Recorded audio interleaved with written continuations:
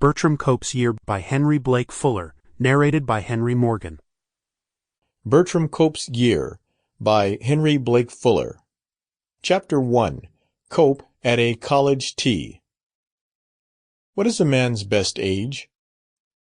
Peter Ibbotson, entering dreamland with complete freedom to choose, chose 28, and kept there. But 28, for our present purpose, has a drawback. A man of that age, if endowed with ordinary gifts and responsive to ordinary opportunities, is undeniably a man, whereas what we require here is something just a little short of that. Wanted, in fact, a young male who shall seem fully adult to those who are younger still, and who may even appear the accomplished flower of virility to an idealized maid or so, yet who shall elicit from the middle-aged the kindly indulgence due a boy. Perhaps you will say that even a man of 28 may seem only a boy to a man of 70. However, no septuagenarian is to figure in these pages.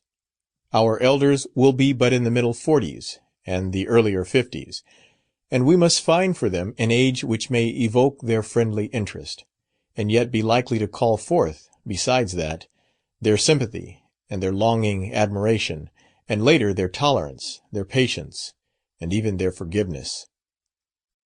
I think, then, that Bertram Cope, when he began to intrigue the little group which dwelt among the quadruple avenues of elms that led to the campus in Churchton, was but about 24, certainly not a day more than 25.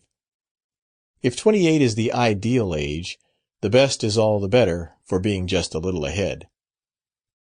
Of course, Cope was not an undergraduate, a species upon which many of the Churchtonians languidly refuse to bestow their regard.